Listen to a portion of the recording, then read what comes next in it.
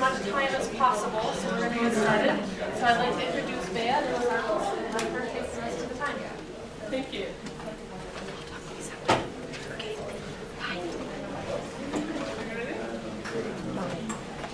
Okay, so thanks very much for coming, because I know it's the last session and you're very, very tired, so I really appreciate you taking the time to listen to me. I am a researcher on the Open Education Research Hub, the OER Research Hub. We have a stand outside just across the registration if you want to just go in and have a chat with me or any of my colleagues. The OER Research Hub is a project funded by Hewlett. And what we're doing is researching the impact of OER on teaching and learning practices. So we are collaborating with different educational programs, mostly here in the US, from the K12 sector, informal learning, community colleges, and higher education.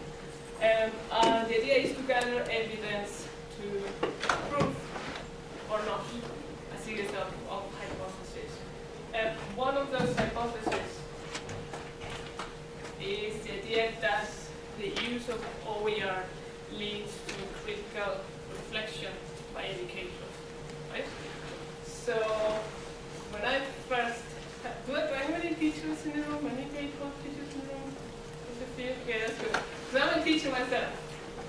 So when I came across the hypothesis, when I said this is the hypothesis we need to research, I said, well, you know, like teachers, we reflect anyway.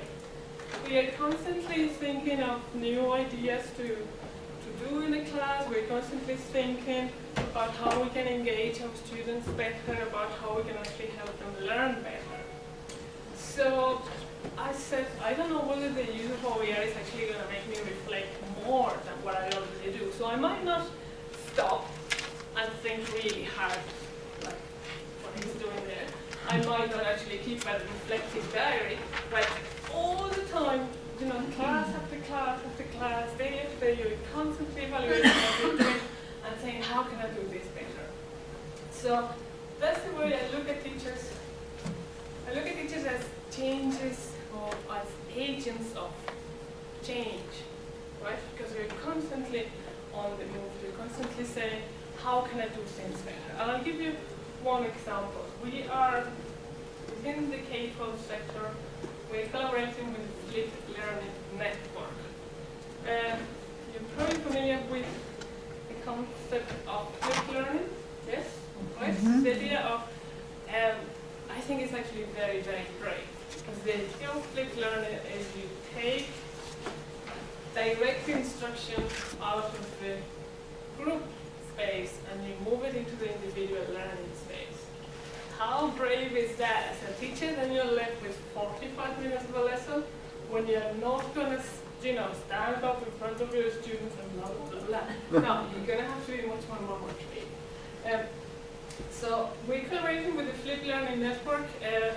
In the spring, we conducted a survey just to learn about how flipped educators use free online resources. Okay, and this is part of an infographic that's going to come out very soon. But the interesting bit which I wanted to point to you now is this idea, right? So we have, when we asked them just a little bit of information, just to have a kind of snapshot of the demographics of the educators we were talking to, see how you have like 91% have been flipping the classroom for less than 2 years, which is kind of all right, because flipped learning hasn't been really mainstream that long. But see, at the same time, we have 69% of the teachers that completed our survey. 69% had a lot of teaching experience. They had over 10 years of teaching experience. So why all of a sudden when you're teaching over 10 years, you decide to flip the classroom, right? And basically, that is, the whole idea is not because you're doing something wrong.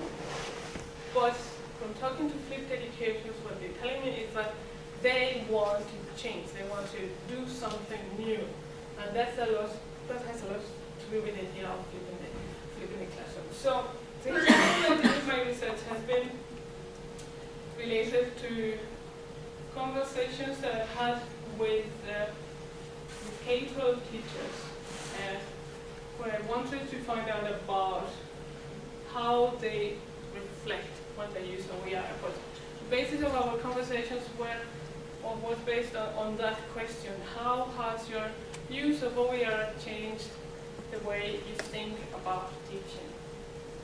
And so, if you think of change, you're probably going to think of what they said before and there's an after, right? And the whole idea was to get the teachers to just talk freely, to tell me their stories about how they're using OER and about how OER have changed the way they think about teaching. So what I'm going to do now is show you a few examples. I mean, I've got lots of different conversations, so I don't really have the time to show you all of them. So I just picked a few stories that I think were actually very interesting and applying to this idea of change. So Bocelli is an English teacher of English, and what I like about this story is that she's saying, she's thinking about when she was a student herself, and now when she's a teacher, what is she doing different as the way she was brought up as a student, let's say. So I love this idea of, I'm not so much the all-knowing Oz behind the curtain, right? So teachers were the holders of all knowledge, and we were the students lucky to be in their presence. So this idea of Oz is actually fantastic, right? So what she's trying to do now, she said actually, well, that's not the way. I mean, yes, we learned. Yes, we were students. So I'm here. I'm a teacher now, so I'm fine. But that's not the way I want to teach, right? So the way she's talking about teaching, about using OER in her class, is about this idea that says, well,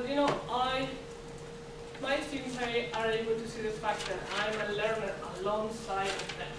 Okay? So it's talking about teaching in the sense that it's a much more collaborative process. So of course she's going to give them a mark at the end of the day, and she's going to, so there has to be a certain respect. But what she wants to do is this idea, I'm not the only one you can learn from. Okay, so I'm not this Oz wizard that's going to give you, all answers, which I think is very, very interesting. So that's the way OER has changed the way she thinks about teaching, and in this case, not only the way she thinks about teaching, but only the way she actually teaches. The next example is very much the same idea. In this case, it's a teacher of math, and what he's saying is he's comparing what he used to do before OER and again after. So it's this idea of saying, well, you know what? It used to be that I had one book and one perspective, and that's what I taught my students, right? But now I can actually go on the internet, I can surf, I can have access to all these multiple perspectives from multiple teachers, and that basically is what I'm bringing to my classroom. So it's this idea the same right again. It's not, you think about the English teachers, you're saying, well, I'm not in possession, I'm not the only one who has answers. And in this sense, this is very much related because it's very much exactly the same. This idea is I can actually bring different perspectives, multiple perspectives into my classroom, which is something I couldn't do before. And in this case, he's actually concluded that he's now a better teacher. So this allows me to be a better teacher, right? One of his colleagues, this is Byron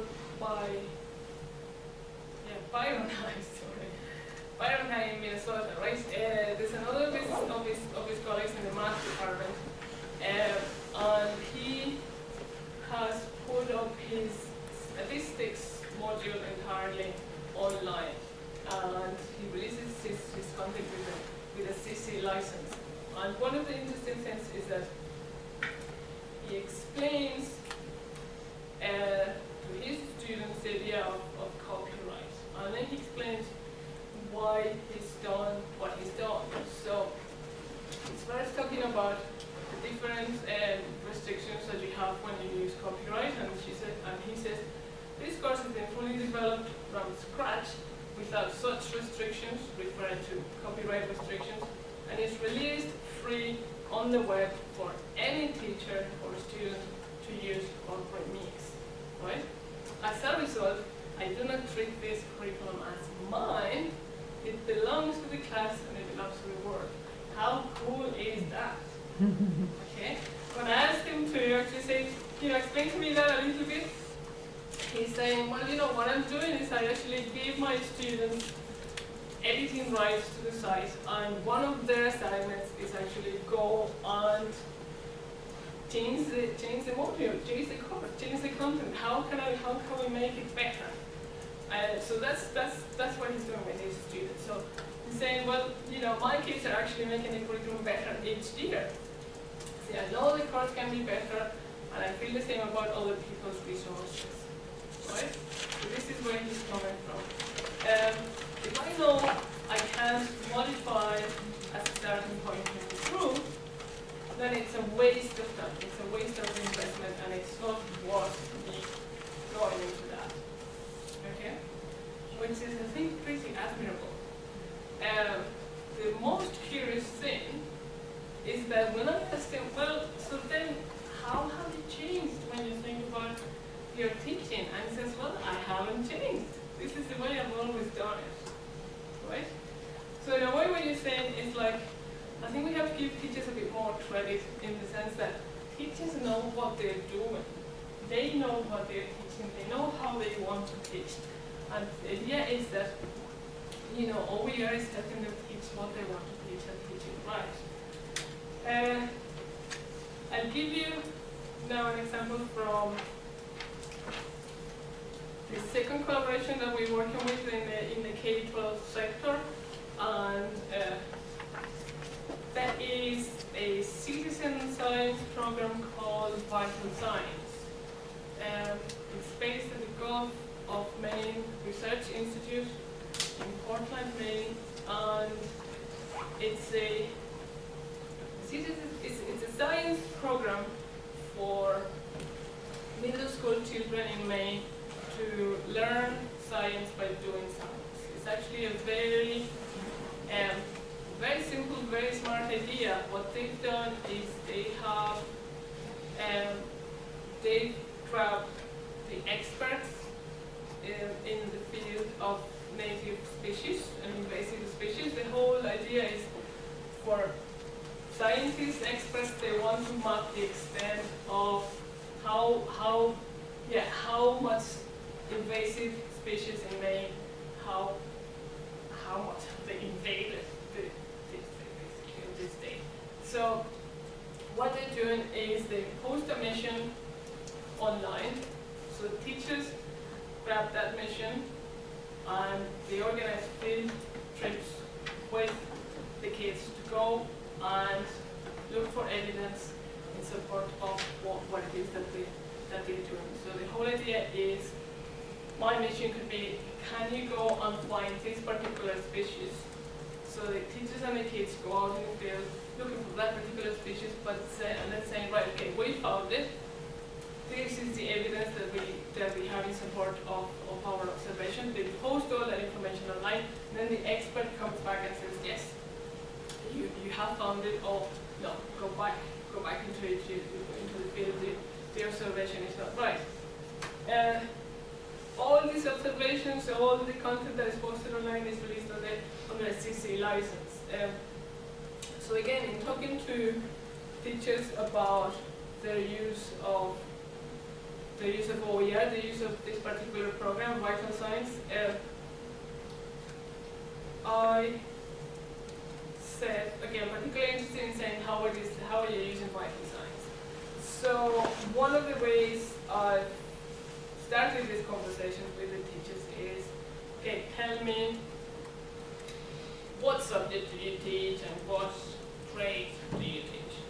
You know, just to give me a little context. So this particular case, I was talking to this teacher and she says to me, well, I teach math and social studies. And I just went, well, hang on a second, because I thought Bible science was a science program. And she says, yeah, it is very true. But the thing is that when I was using Bible science at the time the school I was in, I was on teaching team, and I taught all the math and one social studies, and another teacher taught all the language arts plus one social studies, and then somebody else taught the science, and then somebody else taught something else. So this group of teachers gets together, they grab one educational program which is ideally, well, it was thought of in the beginning to be used as a science program, where the kids go out and map the extent of invasive species in Maine. They were able to actually, well, how can we make the most of it? Vital science is all about, teaching kids to do real science. So they are learning science, but they're doing something that it is authentic. So the older teachers say, well, this is perfect because we can basically do exactly the same thing. We can just grab that idea and apply it to whatever subject it is that we're teaching. So that's what she says, well, you know, there's some graphing they have to do. So there's your math. And so they have to identify the species, and there's your science. And they have to write field notes, so they have to use their English, so there's language arts. And for social studies, she was basically telling me about geography, how she uses vital science to teach kids about location, movement, human environment, interaction, place, and region, which is part of the curriculum, I believe. So this whole idea is, you know, again, being very creative, knowing exactly what it is that you want to teach, doing something new, changing what it is that you're doing because you think you can do something better, which in this case is to do with, you know, helping your kids to learn something in an authentic situation. So I'm not sure whether I've gone too fast or not, but I basically reached the end because it's the same thing. When I asked this particular teacher, well, and how have you changed the way you think about teaching, basically when you're teaching vital science? And she says, well, you know, vital science hasn't really changed the way I think about teaching. I think this is your take-home message. She says it's made my teaching that much richer, right? And I think this is key, because if we go back to the idea of reflection and the idea of change and the idea, you know, as teachers we reflect, and as teachers we're looking for new ideas. We want to do something different with our kids if we think that is actually going to help our kids to learn better. So that's the idea. Maybe the use of OER doesn't really make you more reflective, doesn't help you reflect. But the reflection thing is something that you do, but it actually makes your teaching that much richer. And as a consequence, then your kids are going to have a much richer learning experience too.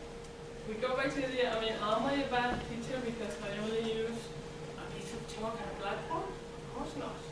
You know, you have wonderful teachers doing wonderful things. But the thing is that when you're using OER, you're changing the learning experience for your kids, for your students.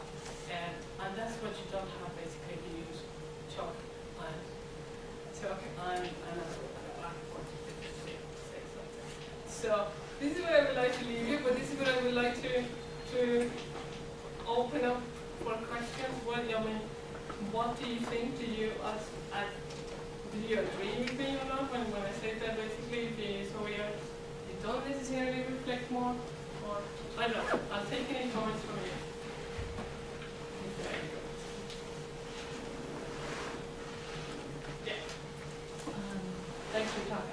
we work a lot through our OER Commons initiative to support the idea that OER makes teaching richer. Collaboration makes teaching richer. Yet, have you sort of teased out how something like vital signs makes multidisciplinary teaching richer, but it didn't have to be OER. It could have been that any of those teachers decided to work together and just happened to find material that suited that discipline, and then they worked together. So what piece is the OER piece? It's true. What the OER piece that's there is basically the way that the kids that are collecting this information are collecting this information for real. So all the data that the kids collect is published online for anyone to actually access. And so, I mean, I'm not particularly interested in this thing of invasive species in Maine, but as a scientist, I can go and grab all that data and maybe compare it to if I was doing something like that in my own country, or if it is my own region. So it's this idea of making the kids know that the observations, the comments, this is made public online and anyone can use it, and that's what basically makes it exciting for them. It's the idea that you have to do your best, because this is gonna be open in the sense that it's gonna be everyone can actually not only access it, but actually use it in real sense.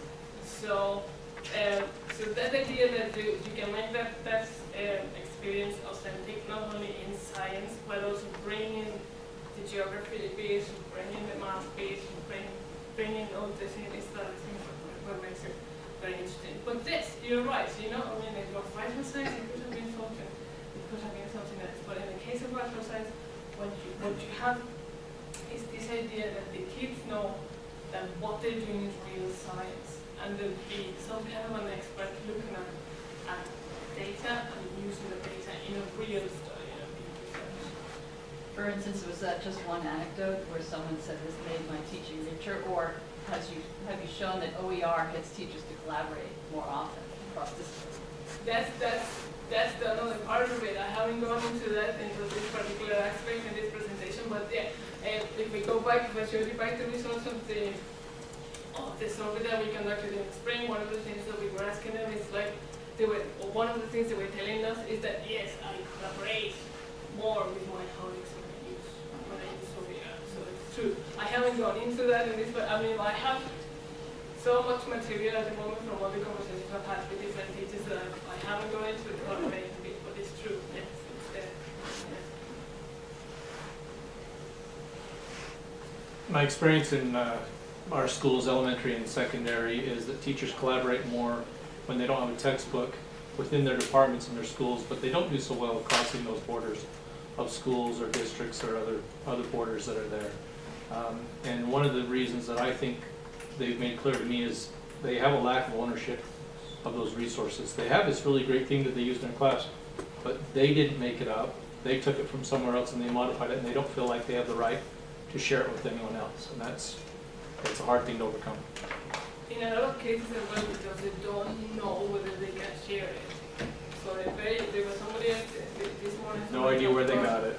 They don't want to put their name on it, or they don't want to be associated with, hey, this is so-and-so's idea. You see, I mean, we as teachers, I mean, I've talked to teachers that said to me, yes, I use OER in the sense that I go and get my inspiration. I create all my lessons using videos that I use on YouTube, but then it's that I don't share. I just don't want to share. I'll share it with you if you come to me. So if we're in a conference and I'm showing you how I do something, and if you come to me and you say, right, okay, can you share that with me? Then I'll give it to you. But then she says to me, well, otherwise I don't share. It's just something I don't do. I don't like doing it. So it's going to, while at the same time you have the opposites, and you have the teacher that says to me, well, as a teacher I belong to this huge community of teachers in the world. So it's just not me and my class, but I can access the internet, and then I have access to anyone's classroom because they're telling me basically what it is that they're doing. So you're going to have to complete opposite. I think at the end of the day, it's going to come down to personal experience, but also, yeah, there's going to be lots of different variables. How much time do you have in your hands? How much do you collaborate with other teachers in your school? So how can you create things together or look for things together? It's huge. All right, we'd like to thank you for your presentation and encourage you, if you do have more questions or you'd like to connect, to contact our presenter.